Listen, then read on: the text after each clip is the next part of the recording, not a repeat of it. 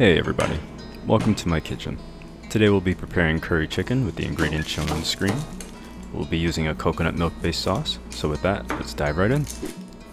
Curry chicken was one of the first recipes I learned to make when I started cooking as a kid.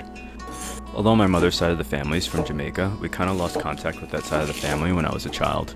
I always thought of cooking recipes like this curry as a way to stay in touch with that side of our heritage, so hopefully I can do it justice here. We'll start by preparing the aromatics. We chop up 1 onion, 2 bushels of scallion, and a few sprigs of thyme, in some broad cuts because they'll just cook down later. You can bundle them together in your favorite container, but I kinda just prefer to use Ziploc bags. It just makes things a little easier. From there we'll add in our chicken. I use dark meat from the thighs and drumsticks, as the dark meat stays moist as it cooks down. Then we'll add a generous amount of your favorite curry powder into the mix, and a tablespoon of vinegar to add some acidity. We can also add salt and some neutral oil into the marinade before we give it a mix. I have to apologize as I had scotch bonnet pepper and pimento to add in, but I had to add it in later in the recording. I'd racked my brain around whether or not to re-record or edit the pimento or scotch bonnet in later, but at this point in the process it's just here to show the love of cooking and food. And it's to accept that mistakes happen sometimes, and that's okay. What we learn from them is what matters most. I'm hardly perfect. Chicken can be placed in the fridge to marinate overnight, but if you're in an absolute rush you can just use it immediately after combining. Afterward, we heat a pan on medium heat with oil. Here we're using canola oil, but you could just as easily use olive oil or even coconut oil if you'd like more sweetness.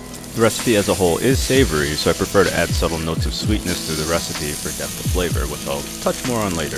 With our warm pan, we can now add in our chicken for a quick sear. We do this for 2 reasons, the first being to brown the chicken skin so that it has a better texture, and to add flavor to the sauce as it's formed in the curry through browning.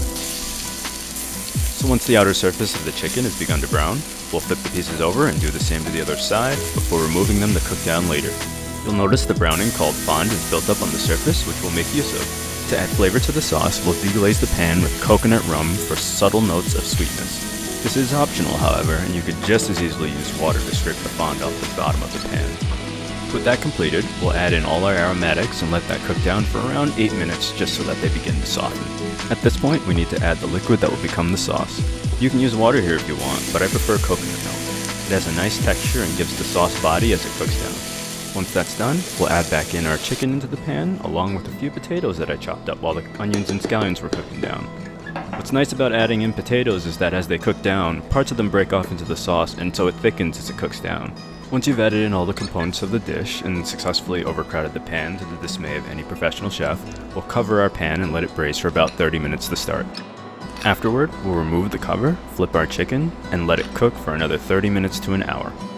What we're looking for in terms of doneness is that the sauce is darkened a bit as a result of mixing with the juices of the chicken. Before turning off the heat, be sure to taste the sauce and add salt to your taste. I should mention for those adverse to spicy foods, 1 scotch bonnet should give you a very mild sauce. It adds a subtle sweetness with the heat that is very difficult to replicate otherwise. For those looking for more spice, add in 1 or 2 more peppers depending on how much heat you want. In the end, the chicken becomes very tender and begins to fall off the bone as you pick it up.